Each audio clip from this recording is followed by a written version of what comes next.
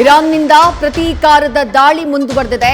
Israel ಹಾಗೆ ಅಮೆರಿಕದ ವಿರುದ್ಧ ಸಮರವನ್ನ ಸಾರಿದೆ. ಕುವೈತ್ನ ಮೇಲೆ ಇರಾನ್ ಡ್ರೋನ್ ಅಟ್ಯಾಕ್ ಅನ್ನ ಮಾಡಿದೆ. ಕುವೈತ್ನಲ್ಲಿರುವಂತಹ ಅಮೆರಿಕದ ಬೇಸ್ಗಳನ್ನ ಗುರಿಯಾಗಿಸಿ ದಾಳಿ ಮಾಡಿದೆ. ಅಟ್ಯಾಕ್ ವೇಳೆ ಇರಾನ್ನ ಡ್ರೋನ್ನ ಉಡಿಸ್ ಮಾಡುವಂತಹ ಕೆಲಸವನ್ನ ಅಮೆರಿಕ ಮಾಡಿದೆ. ಬೆಂಕಿಗಾಹುತಿಯಾಗಿ ನೆಲಕ್ಕಪ್ಪಳಿಸಿದೆ ಡ್ರೋನ್. ಅದನ್ನ ಇಂಟರ್ಸೆಪ್ಷನ್ ಮಾಡುವಂತಹ ಕೆಲಸ, ಆಗಸದಲ್ಲೇ ಹೊಡೆದುರುಳಿಸುವಂತಹ ಕೆಲಸ ಆಗಿದೆ. ಆ ದೃಶ್ಯವನ್ನ ಗಮನಿಸ್ತಾ ಇದ್ದೀರಿ. ಕುವೈತ್ನ ಮೇಲೆ ಹಾರಿ ಬಂದಂತಹ ಇರಾನ್ನ ಡ್ರೋನ್ ನ ಧ್ವಂಸಗೊಳಿಸುವಂತಹ ಕೆಲಸ ಆಗಿದೆ. ಕುವೈತ್, ಬಹರೇನ್, ಹಾಗೆಯೇ ಸೌದಿ ಅರೇಬಿಯಾ, UAE, ದುಬೈ ಹೀಗೆ ಹಲವು ಪ್ರಮುಖ ರಾಷ್ಟ್ರಗಳಲ್ಲಿ, ಪ್ರಮುಖ ನಗರಗಳಲ್ಲಿ, ಕೊಲ್ಲಿ ರಾಷ್ಟ್ರಗಳಲ್ಲಿನ ಪ್ರಮುಖ ನಗರಗಳಲ್ಲಿ ಅಮೆರಿಕದ ಸೇನಾ ನೆಲೆಗಳಿದ್ದಾವೆ. ಆ ಸೇನಾ ನೆಲೆಗಳಿಂದಾನೇ ಅಮೆರಿಕ ಇರಾನ್ನ ಮೇಲೆ ಯುದ್ಧವನ್ನ ಸಂಘಟಿಸ್ತಾ ಇರೋದು.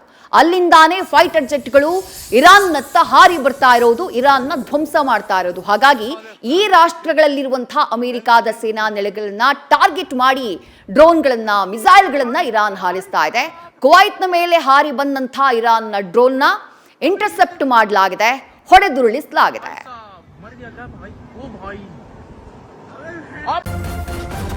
ನ್ಯೂಸ್ ಫಸ್ಟ್, ನಿರ್ಭೀತಿಯಿಂದ ನಿಮ್ಮ ಪರವಾಗಿ.